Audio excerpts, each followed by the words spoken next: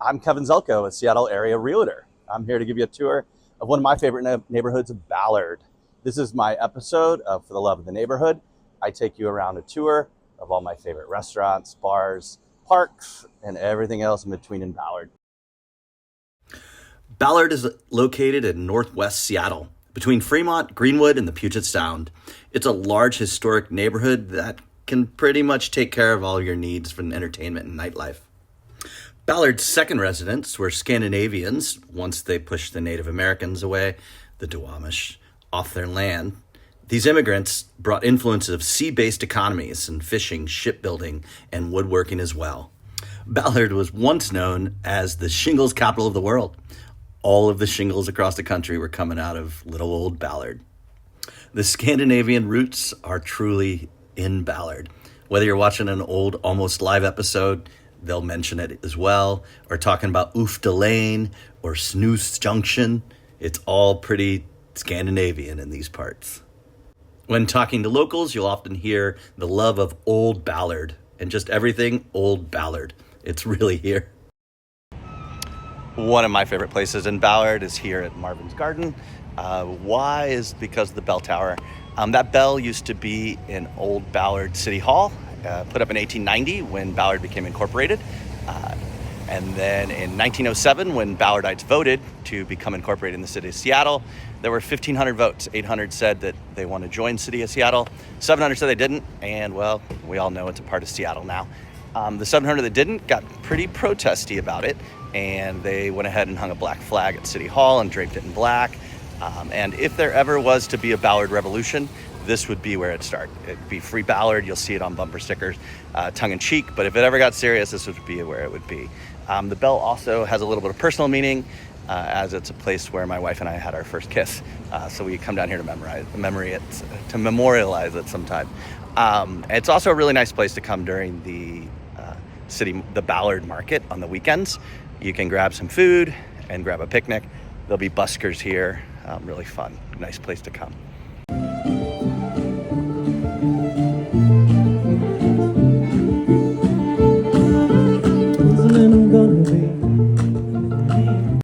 The people watching at Ballard Market is pretty epic, as is looking for what you're going to be cooking that night, or maybe a nice gift for a relative or family member.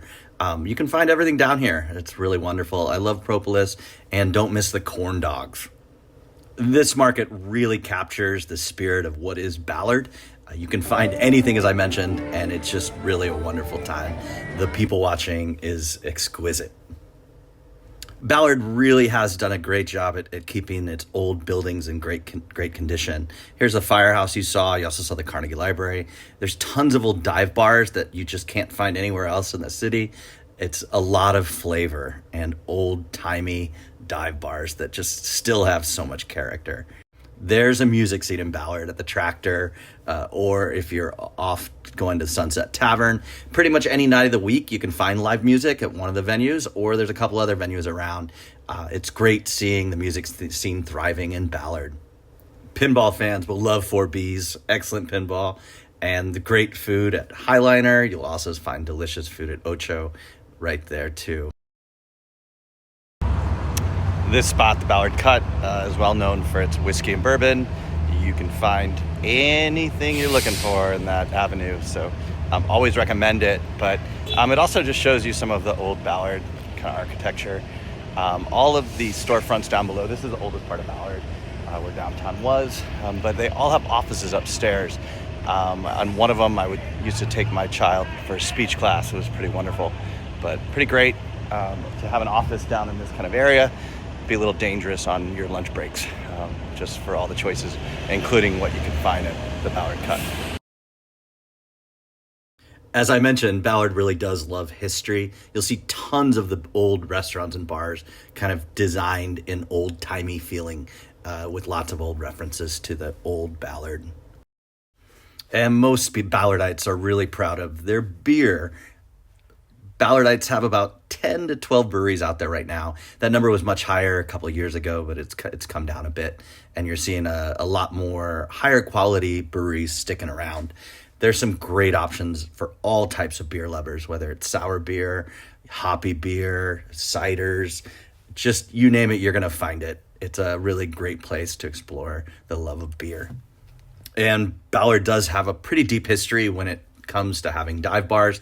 There was a time in the early 1900s that they were told that they were worse than Tacoma for having gambling, having prostitution, and just having dirty, dangerous bars.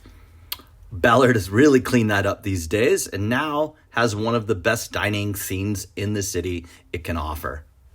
I often go down there for a fancy dinner, or if I'm just trying to grab a quick bite to eat. It really does fill any palate. The breakfast game in Ballard is so top notch. The biscuits and gravy I get at Biscuit and Bean blow my mind every time I get them. And the huevos rancheros at Senor Moose fill my tummy for however leftovers last, which isn't long. You can always find fish and chips everywhere, and they're always done well and fresh, right off the boats usually. And the Thai food I find in Ballard is also pretty amazing and recommended.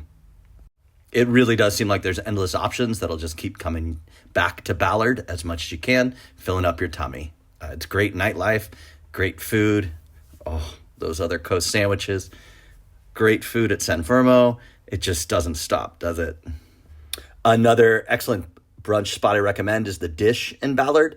But for best sandwiches, you should head to Un Bien, which will take care of all your Cuban sandwich needs. Ballard has excellent grocery options at all levels that you're looking for, so you can find everything you need at large format or small format grocery stores as well. As you can see in Ballard, they have a ton of boats. A lot of the fishing boats from The Greatest Catch and all the reality fishing shows you see are docked here, and you'll find that once they land, their wallets are fat with cash, and they often take a couple weeks, maybe a month, off work and hit the local pubs and bars, and you will see them running around at the favorite watering holes, kind of spending some of that boat cash and fish cash at the local pubs and bars, and a lot of fun characters that week. But it's neat being down here in Salmon Bay and just checking out all the boats, the atmosphere down here. Ballard has some great movie theaters. They also have some deep history, with some of them being some of the longest running theaters you'll find. Awesome record stores to go with that music scene I mentioned, and great shopping. We love to go for holiday shopping down on Old Ballard Avenue and finding what we need for each other. We kind of do it as a family. It's really cute. With so many options, there's something for everybody. And again, all small businesses that we should be supporting. That's one of my favorite parts about it. You can't talk about Ballard without talking about soccer. And down in downtown Ballard, there's an amazing bar that only shows women's sports called Rough and Tumble. It's a great place whether you're watching soccer, basketball, any women's sports, and it's packed. A very successful bar right there, and it's wonderful to see that community building so strong. But there's more soccer going on in Ballard, and that's with Ballard FC and Salmon FC, which is coming soon. Ballard FC is in the USL 2 men's, and Salmon FC is a women's team. They both are going to be playing here at Interbay Stadium, and they're expanding it so that more people can come to games. You have season ticket holders, and it's totally grassroots fans. Some of the supporters are called the Bridge Keepers, and the favorite chant they have is "Up the bridges, up the bridges." Just a wonderful just story to see with grassroots soccer and being so local. The local brewery, Rubens, really supports it, and the fans are really involved.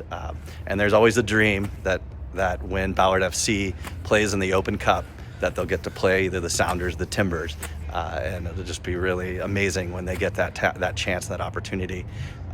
It's a great story, so check them out and get supporting. Up the bridges. Ballard also has plenty of gyms for people, and that climbing space is amazing. The libraries are an awesome place to go find books for the kids and bring them in and get them tied to the community.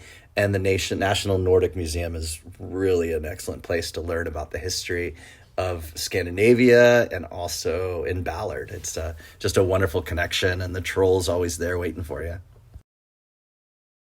Ballard has its fair share of parks. wonderful to go for a walk through them or learn more about history and connect with them. The Ballard locks are just phenomenal. There's so much to do here, whether it's botanical gardens, walking through the trees, or watching boats going up and down the sound. One of my favorite places in Seattle is definitely the Ballard Locks. Just so scenic here, watching boats move actively from the Puget Sound over there. I'll have a beautiful bridge as well for trains that go over that. But they go through Puget Sound, they come through the locks, and they head over through the canal into Lake Union or Lake Washington if they're going further. It's just a very active place. You can see all kinds of boats coming through, from small yachts and to large ones. It's pretty fascinating. Just a beautiful place to take in. It's also a nice place to grab a book and read, but you just got to dodge some goose poop. Little warning. The salmon also do run over there, which is really fun, especially for kids. And then you can also see seals, of course, showing up around here to go fishing. And where I grew up, we were in Kansas. It was flat land. You'd see some deer. So I think it's really neat that my kids get to live in a place where they can go to the local park and see seals. A little bit about the locks. It took about 20 years to fully go through from dredging all the way through the finished process, where they opened up the locks. There was two. They opened up a 7-footer around 1915 or 1912-13, and then they opened up the full one after that, about 1915. And I mentioned it cost $3.5 million. The U.S. Army took most of the work on, and it really changed Seattle. We would not be the booming city we are without these locks. It just brought through commerce that we really needed, and then they used it for transporting wood and just so much of what happened to Seattle. And then, of course, the story of Ballard. Shipping is so big here, fishing, shipping, anything related to that. And this industry really was so active in that. And all of the Scandinavians that moved here, it just kind of made sense. They jumped right into it here. Another favorite part about the locks is just learning about the water level change that happened when they added them. The initial, on Lake Washington, it's higher up. When they opened the locks, when they finished in 1915, Lake Washington lowered 12 feet. And Lake Union went up 1 foot. And then Salmon Bay went up about 7 or 8 feet, maybe a little bit more, 10. And what that did to the businesses here, all of the shore and logging and any of the maritime businesses that were on the edge of the water, they went under that 12 feet that gained in this area from the locks. So it was kind of a contested change for some of the people that were coming, but it had to be done. And as I say this, a seal is just coming up, which is really nice. You might see them pop up. But without these locks, Seattle wouldn't be the industry that it has today, which is pretty fascinating how much these locks really change. And again, it's a wonderful place to come down and bring your family and check it out. My kids love coming down to the locks and just watching the boats and through the day.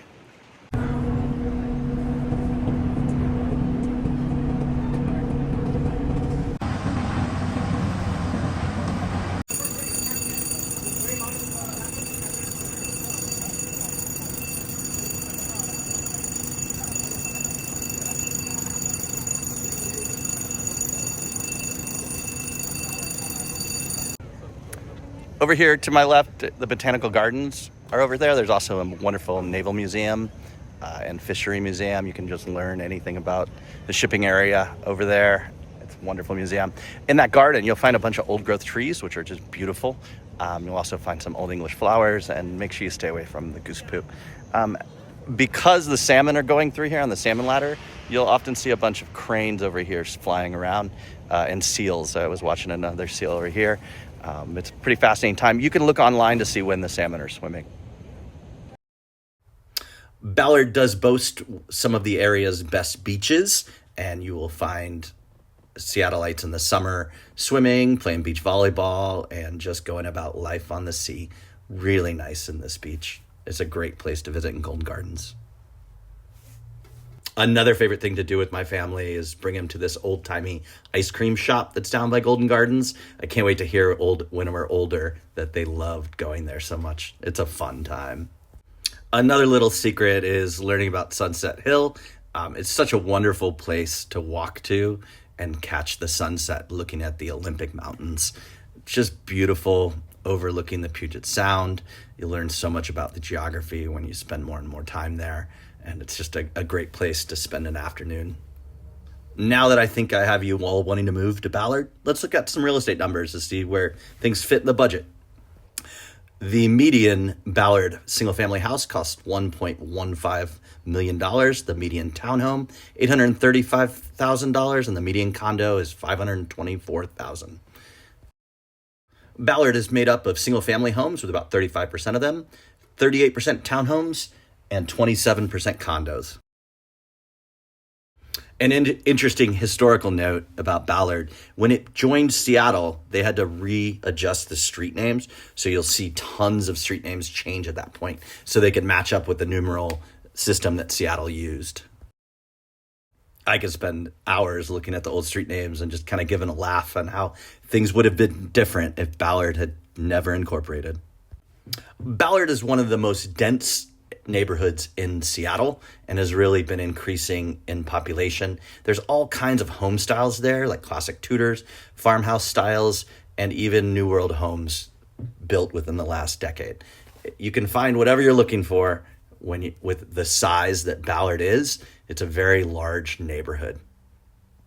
More people are moving to Ballard than almost any other neighborhood in the city, and that's going to continue to happen as you see more townhomes coming in and more condos as well. You'll see a blend of old world condos and the brand new condos that are being built near the downtown area. It's pretty common to see a new building come up and be rented out almost immediately as Seattle continues to grow. I'll always be jealous of this lighthouse condo that's over by Golden Gardens. My friends lived in it once, and it was such a beautiful place to live. As we wrap up this tour, I just want to encourage you to make a donation to the Ballard Food Bank. They really do help homeless people at all times throughout the year. So please consider a donation of food to them. Look them up online if you have any questions. This wraps up our tour of Ballard. I hope you enjoyed the tour. And if you have any other places you know that I don't know about, drop them in the comments. It'd be great to hear from you.